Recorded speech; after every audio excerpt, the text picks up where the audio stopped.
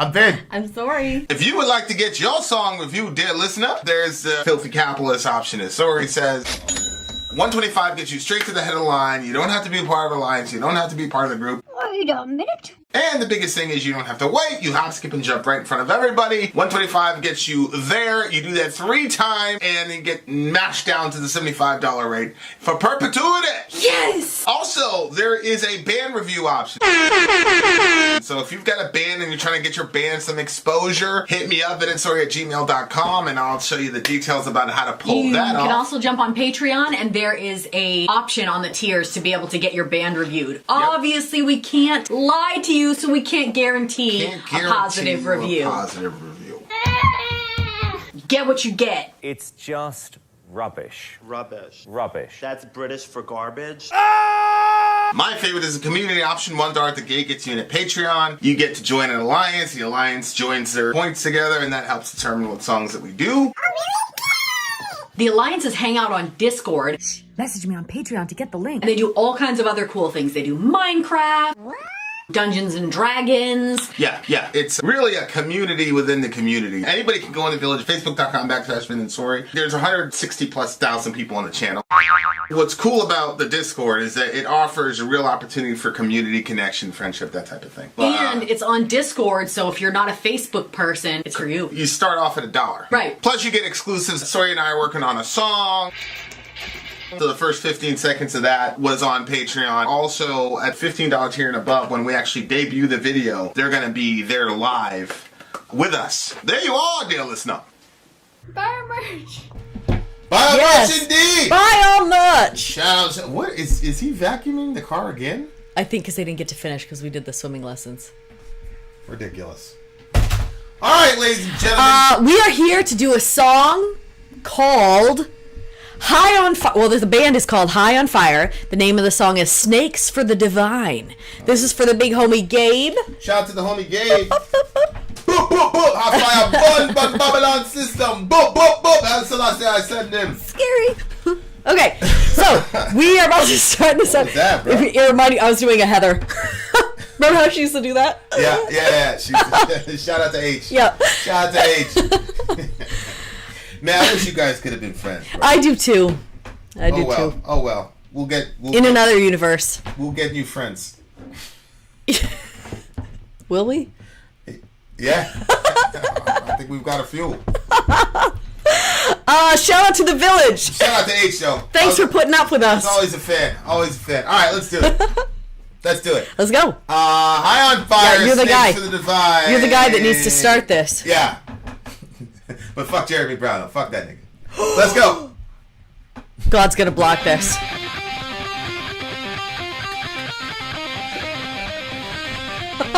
It's just Gabe. I'm on my gangster shit. Sounds a little bit like Thunderstruck. Thunderstruck!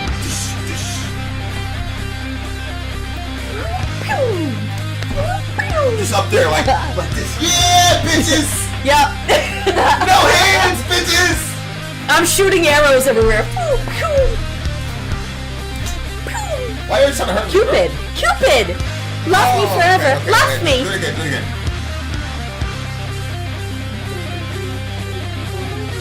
Don't shoot me with your arrow. We're all man together. Woo!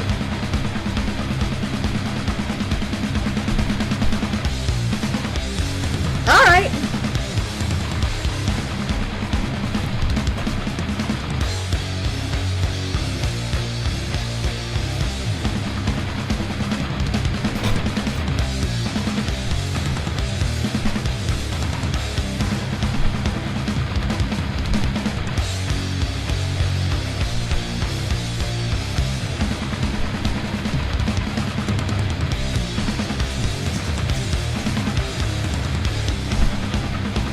That drummer's insane, bro.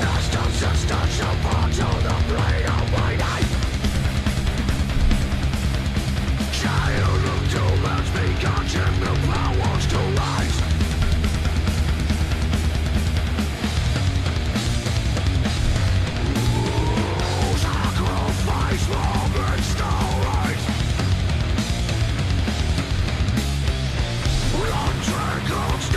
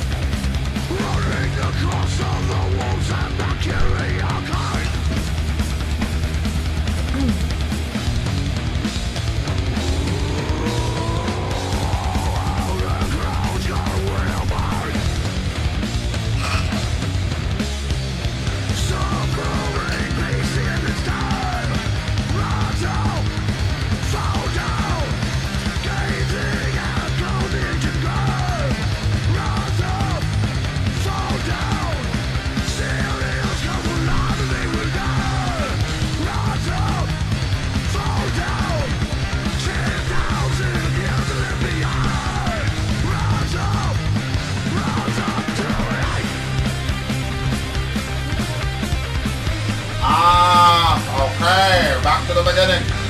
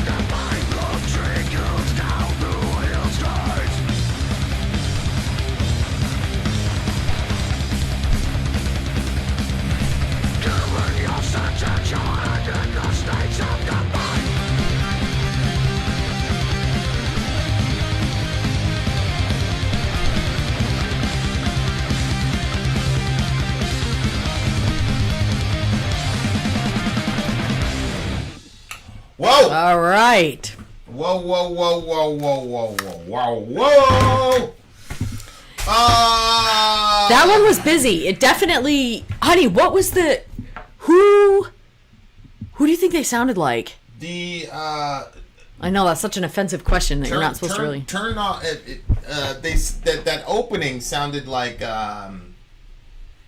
Thunderstruck from AC/DC. Because it's got that... And it's got the bass. Yeah. Oh! And it gets... Yeah. I think you're right. Yeah. I just realized when I first heard that song. There was a clip with Korn. They were in like Guitar Center or something like that. And Monkey was asking Head how to play that part. And so Head was showing him like that was when I first heard and then obviously like years later we did the channel and it's like, oh, that's Thunderstruck. Okay, now I know what I'm talking about. Right off the bat, I would love it if there was a remastered version of this song. I agree with that. Because I do think it suffered. I think musically the ideas were really, really good. like musically what they were trying to do was really, really good.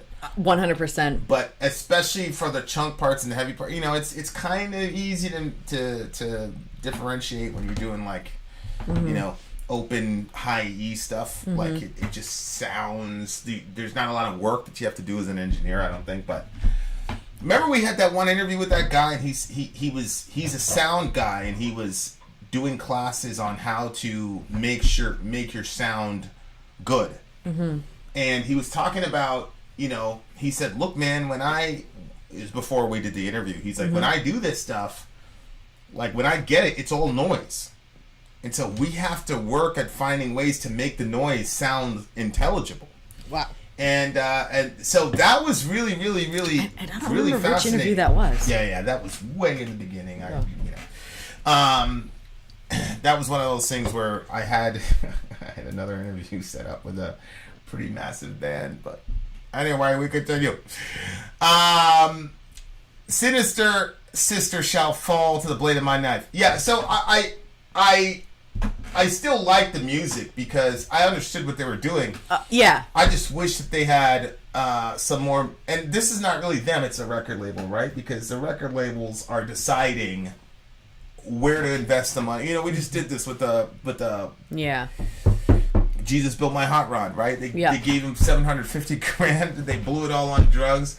Wrote this ridiculous song, and then they had to give him another $750,000. So I blame the record label for that. I don't blame them, but I wish it would have been done, you know, a little bit more productive. Did you saw the same thing? Yeah, I did. Yeah. At first, I thought my volume wasn't up high enough, and then you turn the computer up, and then the volume was plenty loud enough, but it just didn't have that clarity that you want to hear. Yeah. But I definitely see what you're saying. Like, what they were trying to do with this song, like, it sounded good. It just would have been better if there was clarity to it. This is one of those times, though, when I'm like, okay, somebody's really, really turned a corner here, because now you understand metal so much that when the production isn't good, I can tell. Whereas before, back in the day, like you were like, I had no clue. I was like, it all sounds like noise. Trash. It's horrible. Each one. Yeah, so I think that definitely hurt this song, but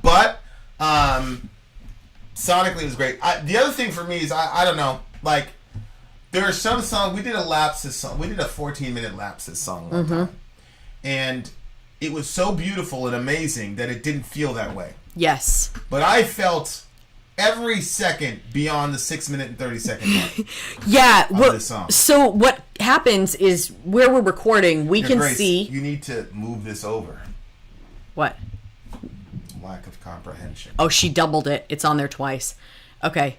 But anyway, I wanted to know who hit. Oh, okay. Lapses. Yeah, that was from That Mark. was the big homie Mark. Yeah. Mark is the Lapses guy. Yeah. So anyway, what were we saying? You talked about moving that thing over. What did you say? What were we saying before that? Oh, so we see the timer going over here for how long the song is when we start it, you know, and there are so many times where you don't even see the ticker. Like, you just get sucked into the music and whatever. Lapses was the last time that happened. Yeah, but this one, I was like, I did look over and I was like, where's that dial at? Because it did feel long. Yeah.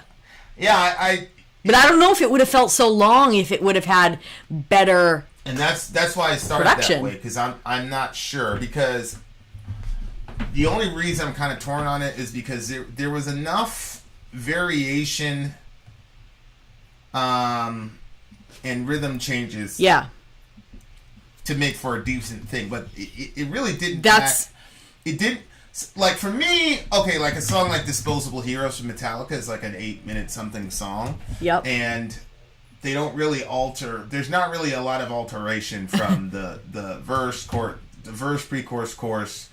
You know, they repeat that. Then they do the middle section was unlike anything you'd ever heard because they just can't. You know, in my opinion, the solo on Disposable Heroes is the best Metallica has done as far as heavy shit. You know, minor key stuff. I still give it to Metallica, Fade to Black. Those are my two favorite solos of all time. I know, you always bring them up, yeah. All time. There's another song from this YouTuber. It's my third favorite solo of all time. The one that you just showed me recently? Yeah. I forgot the guy's name. He's a YouTuber. Oh, actually, it's on Patreon. Yeah, I put it up there. Put it on Patreon? Yep, so people could vote on it, what they thought of it. No shit! Yeah. Well, tell me who he is, because I want to give him credit, because I love that solo. Well, let me just make sure that we're talking about the same thing here. Let me see. Published. Shout out to all our patrons, by the way. Yeah. Okay, rate this song. By the way, patrons, it's coming to the end of the month, so if you plan to draw back your patronage, you can do that, right? And if you procrastinate, it's too late. Reach out to Sori; she'll take care of you. Is this or is it something different? No, that's not it. That's not it. That's the like almost corn band, but that's not the song. But they're good too. Chaosium, if anybody's heard of that. But no, there is this one solo that I forgot the name of the band. Did you show it to me? I showed it. It was a long time ago. I thought you were talking about something recent. You weren't particularly interested. Well, you should show me again now. Yeah, you just had other stuff on your mind. Yeah, exactly. Yeah, so yeah, like I that's really interesting on the poll though. We should do something with that. But that's a separate discussion. But I loved that solo from that guy. I don't know I forgot the name of the guy. I'm going to be looking for it. He does like the top 5 new metal songs or whatever. I forgot the guy's name. Anyway, so I felt like this song did not have really enough variation or mood changes to justify the 8-minute song. You know, like, and I'm not gonna lie. When we first started, we did not like long songs. No. And then we started reviewing more Metallica, and those are 8-minute songs. Old Metallica was 8-minute songs, so you know it eventually got to where we were able to expand our palette a little bit. But yeah.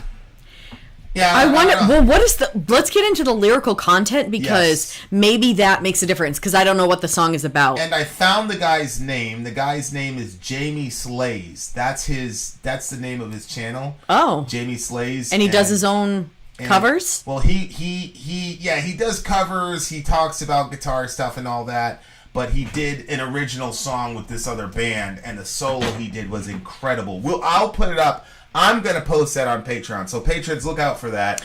Let's get back to our regular scheduled program already in process. Lyrically speaking, though, what did you think of what he was trying to say? I already said I wasn't going with the lyrics. I didn't look at them, really.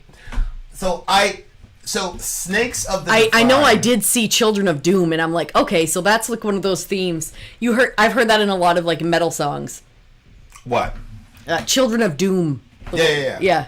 I mean, what you had? I couldn't tell you which ones. I just know that the first time I heard Children of Doom, I was like, whoa, and then I'm like, okay. But that's John 17, right? None has been lost except for the son of perdition, so that Scripture will be fulfilled. Yeah. So, son of perdition could be translated as child of doom. Oh, because perdition is ultimate doom. Yeah. And son of. Oh, so it's usually Judas that they're talking about? Well, Jude, I don't know if they know. You know what I'm saying? Yeah. Like, I don't know if they know, like, what the Bible says. But yeah, Judas is referred to as a son of perdition or son of destruction or son of doom. So that's where that idea came from.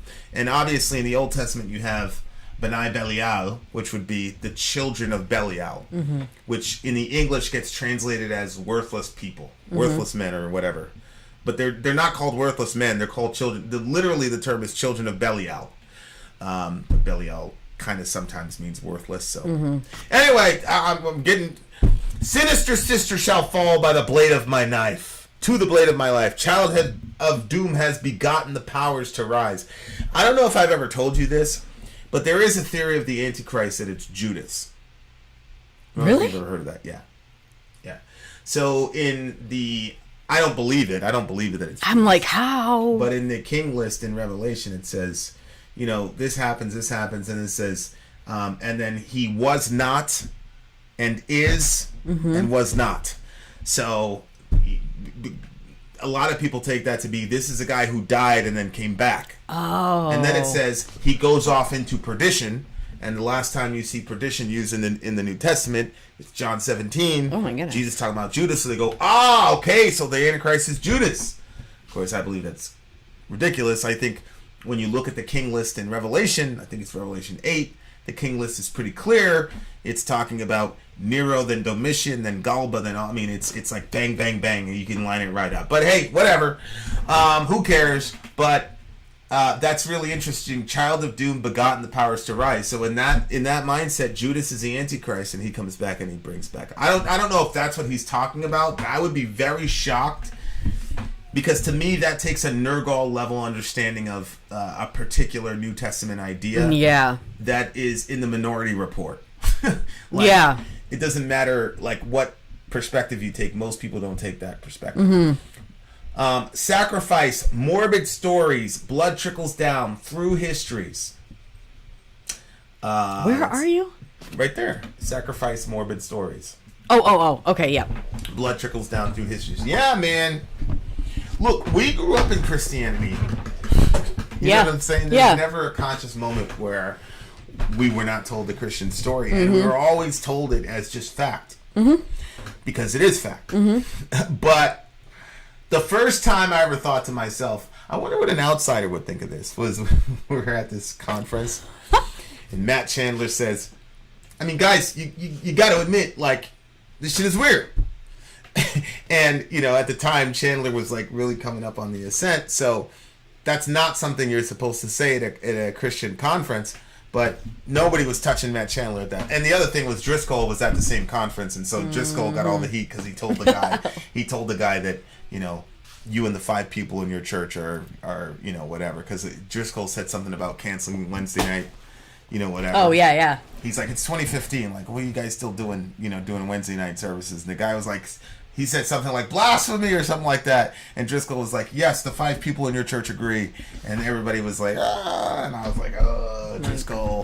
Shout out to the homie. Wow. We're shouting out a lot of old friends. I know. Who else? Who else wants to be named? You should be honored, bitch.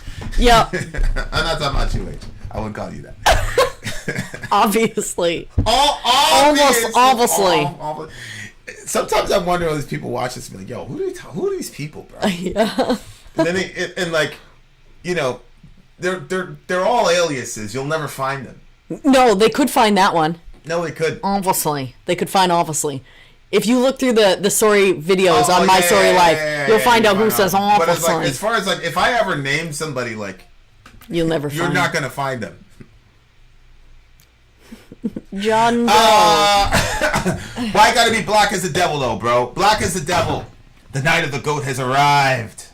But like, anyway, so when he's talking about morbid stories and sacrifice, he's like, yeah, what we believe is kind of weird, right? Like, you're saying that God came down to the earth and hung out with us, and then he hung out with us so much that we decided we were gonna nail him to a tree. And then we put him in the ground, and 3 days later he disappeared. We didn't know where he was, and then boom, he pops up. Hey guys, I'm here physically. And then he left off in a cloud, like in the air, and then he's coming back on a horse in the clouds. Do you want to come? You want to join? You know, and Chandler, the whole place went bah! Like, it's crazy. And obviously, you know, I don't believe that you know, there's gonna be like a literal horse in the sky. Like, if Revelation was written in 2021. Jesus would be on a fighter jet or something. You know what I'm saying? Like, or a UFO.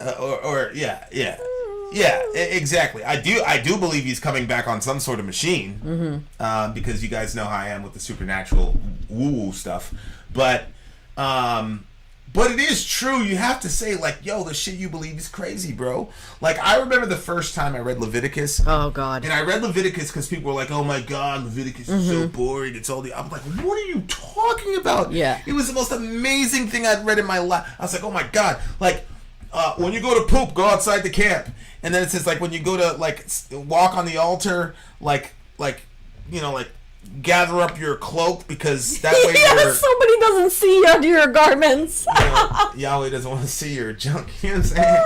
Like, this shit is like really practical. I forgot about that one. It's like really practical, but like very strange at the same time. Like Yahweh's, and I feel like God's like, yo, I'm gonna do you a solid. Everybody has to poop outside of the camp, right? Like the Canaanites are pooping in the camp. We poop outside the camp. I'll put some theology around it. That way, you know, shit is not like fucking San Francisco. Yeah. That's my translation. I don't think God said shit will be like San Francisco. But y'all know what I'm talking about. But the shit is just weird, man. All the blood, and then the priest takes the blood and he puts it on your earlobe and all this shit. It's like, what is going on? I was amazed. I was amazed. And you know me, my mind is so vivid. So I'm like imagining like dudes are just doing this all day to sheep, bro. And it's just entrails, guts everywhere. The thing's trying to breathe, blah, blah, blah. You know, to a little kid, like that shit is crazy. And then you take the thing's blood and you smear it on your face. Like, what is happening? Oh, I know. Then you have the New Testament and you have communion. How could you say that is boring? Like, this shit is terrifying. Terrifying. Yeah.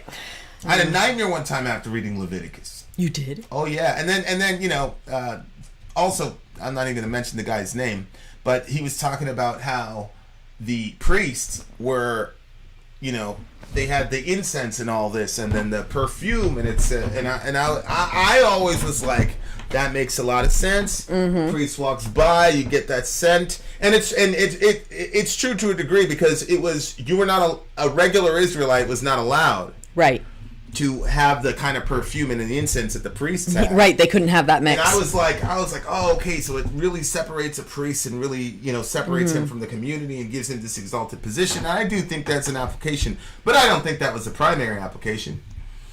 And when I heard this, I was like, that's true. The guy said, listen, the temple complex was basically worship in a slaughterhouse, and you're butchering animals all day.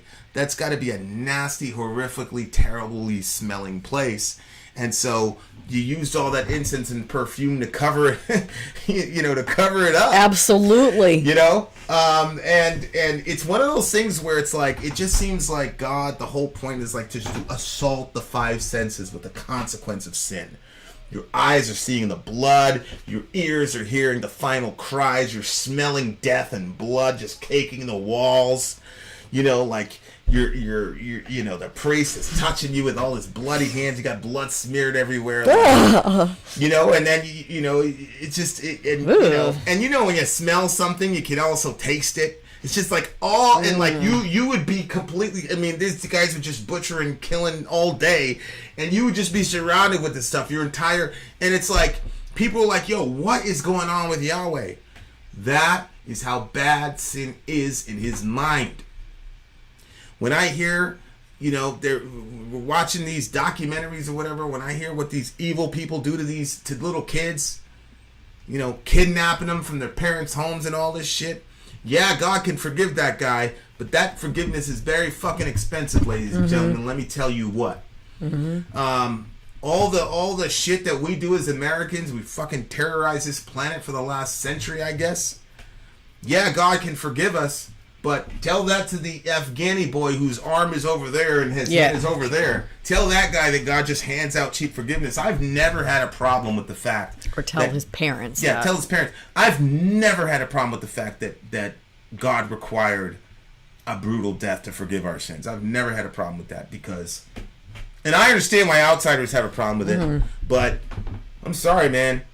You know, we can't have it both ways. People are like, why can't God just forgive? Why can't He forgive? Why does He got to get all bloody? But then at the same time, they'll say, why does God allow evil people to continue? Yeah. You can't have it both ways, bro. But I love the fact that it took that gruesome, bloody death of Christ, because that tells me, you know, one of the things that really bothers me is we just watched another one of these documentaries with this serial killer, and he's killed like 93 girls or something like that.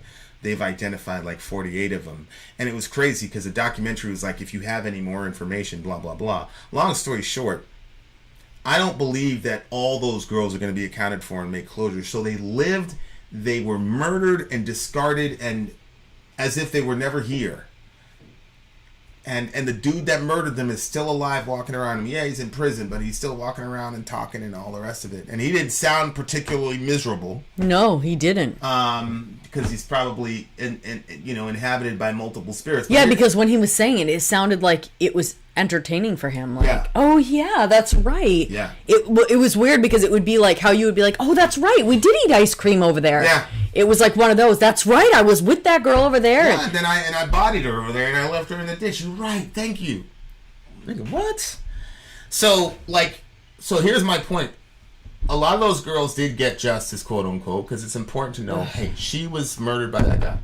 But there's a lot of these that are never going to get solved. So the crucifixion says that God saw and he didn't forget. That's what the crucifixion tells me. Now, again, can that evil motherfucker who killed 93 people be forgiven? Yes. But that dude put a lot of blood on the ground, y'all. And for God to just willy-nilly go, oh yeah, man, you're good. Nah, bro, I'm not with that. Something has to happen over that shit. And that's good news for the victims and horrible news for the victimizer. But one of the things that we all have to reconcile to ourselves is that all of us have been victimizers. All of us have hurt someone. I know, you're not the guy who killed 93 girls. Neither is anybody you know, right? Hitler, I don't think Hitler directly killed 93 people, like directly. Right. Muhammad only killed one guy, and that was in self-defense because they threw a sword at him. And yeah, the dude was coming from Muhammad. Muhammad had a spear. It was in the middle of Uhud. I mean, it was a jihad. Yeah. But that's not the point. The point is, I understand why the obsession with blood. Why couldn't God just forgive? And that's because people are thinking about themselves, and these are usually Western people who are asking these questions. And Western people believe, because our government does our dirty work for us, we believe that we're generally good people. If we lived in a context where our government didn't do our dirty work for us and steal other people's resources so that we could benefit, or enslave other people's children so that we could benefit, then we would be doing it directly. Right. We would. And we believe that we're generally good people because our government does all our dirty work, so you don't do the big things like murder and land theft and all the rest of it. You just do other little white lies and all the rest of it. So you're thinking that God should just willy-nilly forgive you, not realizing that you and I and my precious wife and my horrible little 2-year-old, everybody in my household is benefiting from the slavery that's happening to people all over the globe, initiated by our country. And I am paying taxes to a war machine that is massacring human beings that pose literally zero threat to me. So I still need to be forgiven just on the basis of being an American. I know everybody's a random individualist all of a sudden, although in a couple days you're going to be shooting off fireworks and eating burgers, even though you never fired a shot in the Revolutionary War. Now you want to be a collectivist then, but when we talk about national sin, now you want to be an individualist. Sorry, it doesn't work like that. All of us need forgiveness, and all of us are underestimate what we do to people and overestimate what was done to us. Oh, yeah. Right. That's true. Yeah. But I still understand. It is a very morbid. It's a morbid fucking story, bro. There's a lot of death and blood, even to your point in the New Testament. Unless you eat my flesh and drink my blood, you have no life in you. Said, when they heard this, they said, "This is a hard teaching. Who can follow it?" At that moment, many people abandoned Jesus. Yeah. Then Jesus turned to the 12 and said, "And what about you? Will you leave too?" And then Peter said, "Lord, to whom will we go? We know and believe that you have the words of eternal life." Yeah. And then it says, and Jesus said to him, "Have I not chosen you, the 12, yet one of you is a devil?" Yeah. This he was speaking about Judas, who was later to betray him, but the disciples said, "No." I'm pretty sure it says something. Wasn't there one of them that basically said, "Did you have to say it that way," or something like that, like to Jesus? Wasn't there something like that? It was Matthew 23 when. Right? I wish people would actually read their gospel. Jesus was on some gangster shit. So Jesus tells this parable about these jealous landowners, and they won't listen to the king. So then the king says, "I'll send my son. They'll listen to my son." So he sends his son, and it said they treated the son shabbily. I think is the shabby. Yeah. They treated him shabbily, and they killed the son. And then Jesus looks at the Pharisees and says, "So what do you think the king's going to do when he hears that news?" And the Pharisees said, "They will bring those evil men to an evil end." And Jesus said, "Yeah, he took his soldiers and he killed those murderers and burned their city." Jesus said that right to their face. He said the king was enraged. He said, "You think that parallels 70 AD, obviously, right?" That is 70 AD, absolutely. Yeah. And then it says right. The disciples said, "Well, the Pharisees Well, it's interesting because the text said the Pharisees, perceiving that Jesus was speaking about them, said to Jesus, when you say these things, you condemn us also. And Jesus is like, nigga, you were the ones that I was talking about. What do you mean also? What are you talking about? Now you see why he got crucified. Yeah, but didn't one of the disciples say something like... Well, yeah, I mean, they were telling him, like, they're mad at you. Because he did, I thought there was something where they were kind of like, did you have to say it like that? Yeah, like multiple times. But yeah, that was the funniest thing to me when I first read it. The Pharisees like, when you're speaking like this, you're talking, you're also condemning us. And it's like, hello, dummy. I'm singularly condemning you. The people that are following you, I feel bad for. Yeah, but you know You're the evil motherfuckers that are getting all these people killed. Go ahead. You know how some people kind of have this thing, there's like this unspoken, like maybe if, let's say you keep touching the microphone and I want you to stop touching the microphone. Yeah. And so I say, and I randomly bring up like, oh, when like people just like touch the microphone and it like affects the video, it really ruins the video. And so I say that instead of telling you to stop touching the mic. Yeah. And so like, you know what I'm doing, I know what I'm doing. And then all of a sudden like you come out and say, well, you're singling me out by saying that because I'm clearly the one. And then the person goes, no, it was just a general statement for everybody. Yeah. Yeah. So, Yeah. like, maybe that's what they thought Jesus was going to do when they said that. Oh, yeah. Like, maybe they thought he was going to... Yeah. Oh, they were giving him an opportunity. Yeah. Yeah. To take that heat off them. Take that heat off. My man Jesus is like, nah, bro, you're the... I'm going to send my soldiers and kill you murderers and burn your city. Oh, my gosh. Within this generation. And wouldn't you know it, 27 years later... Boom. There you had it. 37 years later, Vin can't do math. The Romans went in there and did exactly what Jesus said they were going to do. So now you guys know that that's a fulfilled prophecy. You can all become Christians now. It looks like, it's talking about blood in the histories, venomous replies, black as the devil. It's one of those things where you look at religious people who are supposed to be representatives of God and look absolutely and completely satanic. Oh. And I think that that's the reason why, for so long, sorry guys, I've been talking about the concept of original sin, and it's really interesting because you're having some breakthroughs and stuff like that, and a lot of it has to do with finding the freedom in that doctrine. The doctrine of original sin is some of the best news to me ever, because it says to me that God knows I'm going to screw up. Mm-hmm. And he already knew I was going to screw up when he stacked the deck. So not screwing up cannot be what gets me in or out. Yeah. But people get, I guess it's a trade-off between ego and, convenience. For me, I love the convenience. But for a lot of people, when they hear you're a sinner, you're a bad person, you're not really good at your core, it hurts their ego, so they automatically say, no, that's wrong. Mm-hmm. I apparently have the biggest ego on the planet. That's fine, but I like that. That's a very convenient... Yeah, it is. If only we could all be like that. I was talking to Kel one time. He's like, that's a pretty convenient little thing you got there. I said, oh, I know. Oh, yeah. Oh, yeah. It's a perk, my guy, for sure. There's lots of perks to following God's commands. The scripture says to be fruitful, multiply, fill the earth, and subdue it. That is not a pregnancy announcement. It says honor your father and mother. God the Father told me to. Okay. What do you give the song? It would have gotten higher if the audio was better, so I'm going to go with an 8. I'm going to give this a solid 8.9.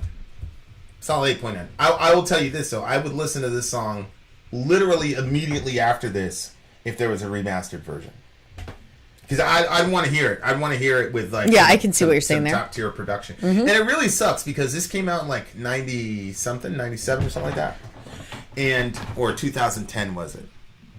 The technology has just gotten 2010. Even 10 years, that's 10 years ago now, subhanAllah. But even 10 years ago to now, I'm listening to the song that these Chicago kids are coming out with. This shit is it sounds like top tier production. I want to talk to one of them, but how that goes. Once you start talking to one of those guys, it's awesome. It's a rap. Yeah, it's a rap. Gosh. Pray for Chicago. Yeah. Rest in peace, King Von. It's awful. Okay, there you go. This is the most disjointed, craziest. I'd be very 574 is the magic number. Put it in the comments. Shout out to Gabe. Put it in the comment section. Let us know if you survived the entire review. Having said that, dear listener, Vin out. Sori out. Down.